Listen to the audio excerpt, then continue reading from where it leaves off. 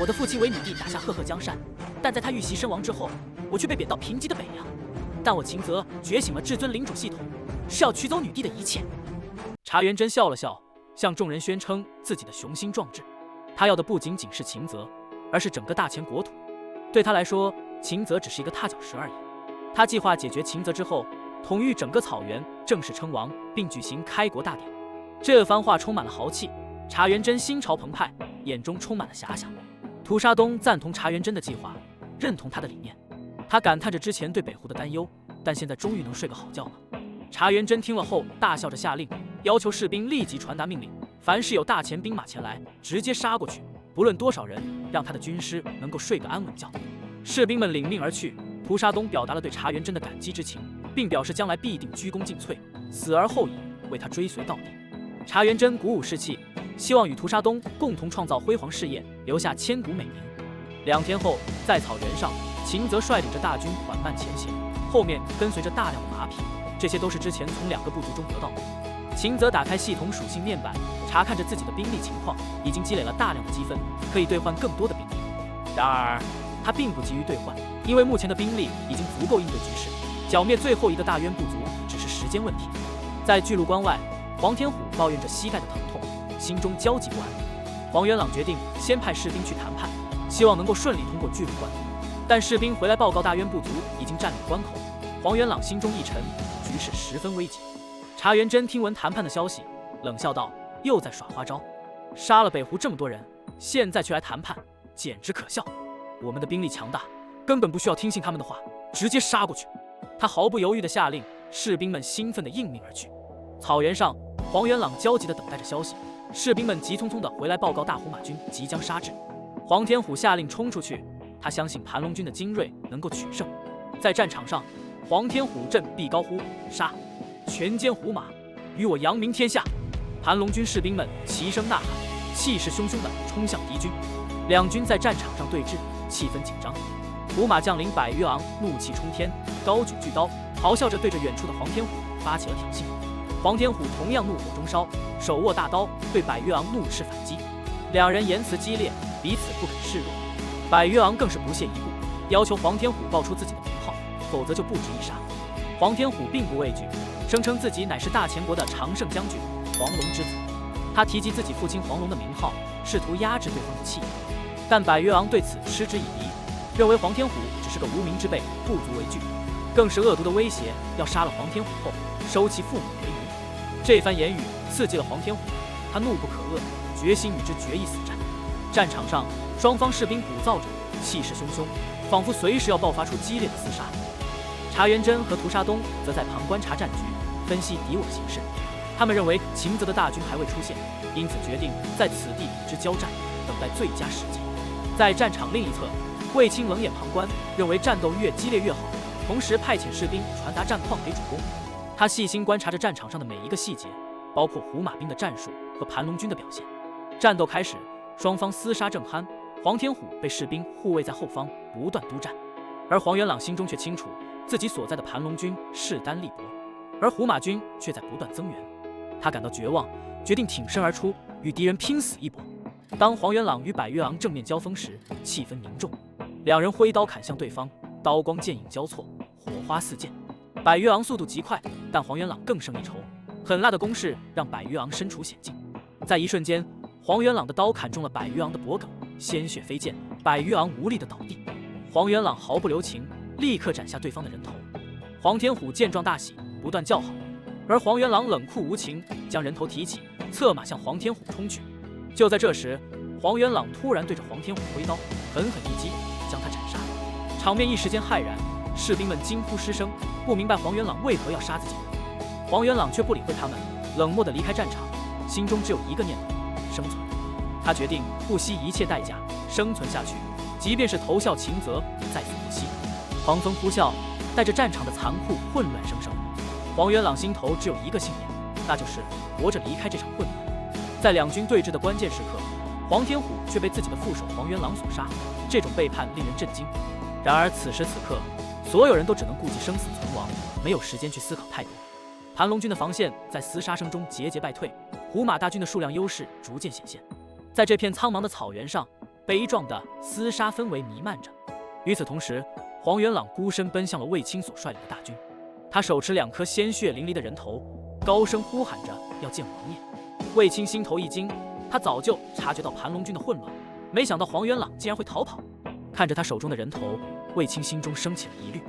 黄元朗慌乱地请求见王爷，他汇报说黄天虎已被自己杀死，还有重要情报要告知王爷。卫青冷冷地审视着他，眼中闪过一丝警惕。黄元朗的话引起了他的怀疑，但他还是放行了黄元朗，决定让王爷亲自处理。次日下午，秦泽率领大军来到巨鹿关外，眼睛扫视着前方卫青的阵营。他看着手中积攒的积分，想到这一天时间内所获得的战功，心中满是得意。如果将这些积分全部用来换取虎豹旗，他将能拥有一支庞大的军队。黄元朗被压着，随着卫青一同出现。秦泽已经得知了黄元朗杀了黄天虎的消息，对他的忠诚心存疑虑。黄元朗跪地请降，提出报效王爷的请求，并以黄天虎的人头作为投名状。黄元朗请求留一条命，透露出黄龙策划杀害秦泽的阴谋。他表示自己只是被迫行事，愿意效忠于秦泽。秦泽思索片刻，决定留下他的性命，但要求他帮忙完成一项任务。看着秦泽面带微笑的神情，黄元朗内心充满了忐忑不安。他只能暗自祈祷，希望自己的选择是正确的。活着是他唯一能做的事情。金銮殿上，金风銮面容冷静，他询问黄龙为何北凉还没有消息传来。黄龙回答称，黄天虎应已抵达北库草原，战报应该很快会传来。他还提到镇北王和黄天虎的联合必定会取得成功，但金风銮似乎对此并不十分信任，内心对秦泽的动向充满了忧虑。谈及西京之乱，张力提出应派重兵前去平定，但金风銮认为眼下北凉更为重要，不应轻易派遣兵力。他命令严查西京的民情，以便及时了解局势。张力心中感到无奈，觉得金风銮太过忌惮秦泽，对北凉的重视超过了其他地方。在北库草原，秦泽和霍去病商议着等待时机。霍去病问及为何要留下黄元朗的性命，秦泽透露希望利用他来激发民心，增强起义军的声势。回到营地，茶元真表扬了将领们的表现，但也警告他们不可因一时胜利而骄傲。茶元真叮嘱他们不可掉以轻心，毕竟真正的大战还在后头。整个北湖营地充满了对未来战斗的期待和兴奋。茶元真号召众将一起征讨大钱，成为开国功臣的誓言引起了全场的热烈回应。众将都誓言要杀死秦泽，为大王立下功劳。在这兴奋的气氛中，北湖的将士们饮酒庆祝着胜利，为接下来的战斗做好准备。2天后的清晨，寒霜覆盖着黄色的野草，凛冽的空气中弥漫着冰冷的气息。而在这寒意中，站在原野上的秦泽却是满腔热血，面色火热，眼中燃烧着熊熊战意。秦泽的身旁，一串数字和文字浮现出来，记录着他的战力和资源。他心中计划着今日的作战，旨在扫清北库胡马余孽，确保北凉的安全。决战的策略在他脑海中轮番推演，考虑到敌军数量众多，他决定兑换兵马，以应对即将到来的挑战。秦泽毫不犹豫地下令兑换各种兵种和装备，为即将到来的战斗做好准备。兑换8万人口，兑换头盔、盔甲、长刀、短弩。秦泽的声音响彻云霄，他冷静地分析着每一项兑换所带来的战术优势。在经过一番思考后，秦泽决定兑换被围军模板，这是一支战力强大的骑兵队伍，与他接下来的作战计划相契合。兑换被围军模板，秦泽毫不犹豫地下令，消耗了大量积分，但他心中却是坚定的。被围军的战术多样，配合短弩和长刀的武器，可以迅速击溃敌人。秦泽心中信心满满，对即将到来的战斗充满了期待。随后，秦泽又选择了5星将领岳飞来统帅被围军，增强战斗力量。岳飞的加入让秦泽更加信心百倍，他深知这位名将的战斗经验和指挥能力。当秦泽和岳飞等人聚集在一起，准备迎战的时候，他们的眼神中闪烁着坚定和决心。这一日，3位历史名将的汇聚，预示着一场即将到来的决战。在大军浩浩荡荡地朝着战场前进的同时，胡马军营内的统领茶元真也在做着策略安排。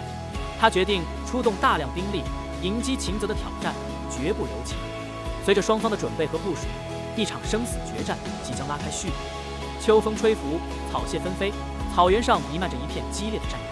秦泽冷眼注视着前方的胡马大军，对方的兵力虽然众多，但他心中并不惧怕。他相信自己的战略定能取得胜利。随着号角声响起，双方士兵同时发起冲锋。霍去病率领的弓箭手先行冲锋，射出密集的箭雨。对面的北湖弓箭手也做出了回应，双方箭雨纷纷交织。北湖大军的首领茶元真站在高台上观战，他惊讶地发现，秦泽的弓箭手射程之远超出预料，迅速造成了巨大的伤亡。他匆忙调动盾甲步兵上前，试图抵挡弓箭的攻击。盾甲步兵举起厚重的盾牌，顶住弓箭的攻击，缓慢地前进。茶元真心中对自己的兵马充满信心，相信他们能够抵御住秦泽的攻势。就在这时，茶元真突然发现秦泽的弓箭手停止了射击，而一支披甲带胄的骑兵冲出战场，如黑色洪流般冲向盾甲步兵。战场之上，纷飞的戈戟，嘶吼的战马，交织成一幅血腥浓烈的图景。屠沙东目睹着敌我交锋，心头不禁涌起一股悸动，仿佛置身于战火纷飞的潮流之中。秦泽麾下的重甲骑兵如同钢铁巨兽一般，冲破了敌阵的盾甲兵，以无与伦比的威势压制着敌军。在战马的奔腾中，长枪凌厉地刺向敌人的胸膛，盾牌如纸般脆弱，在重甲骑兵的冲锋下化为了碎片。即使逃脱了战马的冲击，盾甲兵们也无法抵挡长枪的锋芒，有的被刺穿身躯，有的被战马蹂躏成肉泥，惨叫声与呼喊声在战场上交织成一片凄厉的音乐。而在秦泽的目光中，没有一丝退缩，只有坚定与冷酷。他的心中早已是风起云涌，怒火燃烧。曾经的耻辱与屈辱，如今将在这场战斗中一一洗雪。他是要以血雨腥风，将所有的仇敌碾碎于战马的铁蹄之下。一旁的茶园真也不甘示弱，他凝视着战场，双手紧握栏杆，眼中闪烁着坚定的光芒。他下令增兵支援，不愿看到自己的战士在敌人的铁蹄下溃败。战场上方已经是箭雨如飞，战马如山，他们奔向战场，希望能够扭转败局。而在远方，岳飞率领的8万被围军也已经列阵待战，手中的大刀闪烁着冷光，士兵们的眼中燃烧着战斗的火焰，他们迫不及待地期待着与敌人的决战。岳飞挥舞着手中的利拳枪，发出一声低沉的喝声，杀！战旗招展，号角嘹亮，8万士兵如同猎豹般蓄势待发，等待着一击必杀的时机。太阳已经西垂，战马疾驰，草屑纷飞，大地仿佛在战士的脚下站立。岳飞带领的8万被围军如猛虎出笼，气势惊人地冲向战场。他们的步伐有序而坚定，刀枪兵戈在阳光下闪耀，战马的嘶鸣声响彻云霄，仿佛是在奏响死亡的乐章。弩箭飞射，长刀挥舞，被围军展现出他们的战斗技巧，先以远程射击削弱敌军，再以近身厮杀歼灭他们。被围军的士气高涨，他们凶悍而果断，一往无前，所向披靡。在一场激烈的战斗中，一支胡马兵小队冲向了被围军，他们振臂高呼，气势汹汹地冲向敌阵。然而在弩箭的射击下，他们的队形开始混乱，命悬一线。岳飞挺枪而出，他的眼中闪烁着冷酷的光芒，他毫不畏惧地迎击着敌人。一名胡马头领挥舞着刀冲向岳飞，但在岳飞凌厉的枪法下，他的刀被击断，头领的身影在岳飞的长枪下倒地。另一边，查正哲和查修朗率领着部队冲向岳飞，但却遭到了霍去病的狙击，一箭射穿了查修朗的脸颊，令他惨叫连连。查正哲见状，怒火中烧，挺戟冲向霍去病，却被霍去病一枪打断了长戟。在另一处战场上，卫青带领着重甲骑兵勇猛无畏，他们的长枪如同铁棒一般，在敌人中间横冲直撞。胡马兵们纷纷后退，卫青的威名震慑着整个战场。被围军的弩箭和长刀配合得天衣无缝，使得胡马兵们节节败退，伤亡惨重。茶元真意识到局势已不利，下令撤退。茶元真的命令迅速传达到了战场上。经过数个时辰的激战，胡马兵们不仅伤亡惨重，如今已经是疲惫不堪。高强度的战斗初时或许能激发士气，但随着时间推移，疲劳渐积，使得战士们的力量消失殆尽。更糟糕的是，他们面对的敌人根本不在同一档次上，甚至连有效的反击都无法发动。一名胡马小兵望着前方的敌军，眼中满是绝望和无力。他身上沾满同伴的鲜血，却不是来自敌人的创伤，而是他们的同袍。在之前的战斗中，他小心避开了重装骑兵，却被一队轻骑兵追上，同伴纷纷倒下，他们无法躲避来自弩箭的攻击。这些短小的箭矢尽管不起眼，但锋利异常，一旦射中，不仅难以取出，还会不断流血，带来难以忍受的剧痛。身体被剧痛侵袭，他们几乎连手中的武器都难以举起。随着撤退命令的传来，他们终于看到了一线生机。作为胡马的勇士，撤退对他们来说几乎是不可接受的，但此刻他们渴望离开战场。地面上满是尸体，血水汇成了血泊，肢体残缺，头颅飞溅，无数的尸体布满了整个战场。草地被鲜血浸透，变得阴森恐怖。风带来了浓郁的血腥气息，抹去了他们的战意，让生存的希望变得渺茫。一声撤退的号令让他们重新燃起了希望，他们拉动缰绳，策马奔逃，不停地呼喊着撤退的口号。在恐惧和绝望中，他们挣扎着逃离这场修罗般的战场。然而，追击的箭雨却如同天罡星落，势不可挡。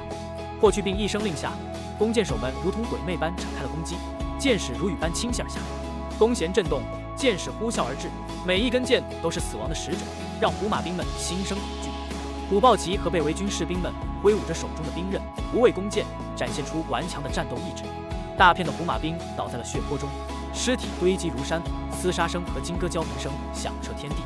追击之势毫不停歇，仿佛是地狱的使者在驱赶着他们。天色已晚，草原笼罩在昏暗之中，号角声渐息，战场渐趋平静。秦泽眼望着远方，凝重地说：“今日暂且止戈，明日再战。”岳飞等人纷纷点头应是。夜幕降临，北湖军营中的篝火熊熊燃烧。然而，茶元真的脸色却苍白如纸，心中的恐惧无法掩饰。一名将领跪在地上，向他汇报战况。将领颤抖着声音说：“大王，据不完全统计，今日5万盾甲兵全军覆没，弓箭手也损失惨重。”茶元真沉默了片刻，随即问道：“秦泽损失了多少人？”将领支吾着回答：“追击太猛，没有统计。”他颤抖着说：“大约有1000人吧。”茶元真勃然大怒：“1000人！我军损失如此惨重，怎可能只杀了1000人？”他愤怒地质问着众将，而众将只能低头不语。茶元真眉头紧锁，目光中充满了愤怒和无奈。这场惨败让他们深感绝望，原本高昂的斗志烟消云散。他们曾豪言壮志，想要一举歼灭秦泽，却不料反被对方打得落花流水。在战场上，沉默笼罩着，将领们面面相觑，气氛凝重。一位将领终于打破了寂静，哀叹着指出了现实的残酷：“大王，我们的勇猛并非不足，但对手实在太强大了。”他的话语中透露出对敌人战斗力的惊叹与无奈。重甲骑兵的冲锋无人能挡，普通骑兵的多变武器让人防不胜防。茶元真听得心头火热，拳头紧握，对现状感到愤怒和无奈。随后，另一位将领提出对付敌人的策略，他指出对手也已经疲惫，建议延缓攻击势头。但茶元真陷入了思考，不知道该如何继续作战。最后，茶元真转向屠杀东，询问他有何办法。屠杀东沉声道出唯一的出路：求援。他提到了屠元国拥有更强大的兵力和装备，若能得到他们的支持，或许能扭转局势。然而，茶元真拒绝了这个提议，因为他知道屠元国不仅仅是简单援军，他们会趁机图谋更大的利益。他宁愿战死沙场，也不愿屈服于他们。屠杀东劝说茶元真，要想活下去，就必须接受援助或者撤退，但茶元真拒绝了这2种选择。他宣称自己是草原之主，绝不会离开故土。屠杀东无奈地退出了帐篷，他心中对茶元真的决定感到无比悲哀。深夜时分，一个身影悄然离开了营地，他决心独自面对秦泽，为部族报仇雪恨。在月光下，他眼中闪烁着坚定的光芒，他发誓要让秦泽付出血的代价。然而，风声呼啸，夜色阴冷，仿佛在警告着他前方的危险。但他毫不畏惧，踏着月光，踏上了前往黑暗原野的征程，发誓要为自己的部族和大王复仇。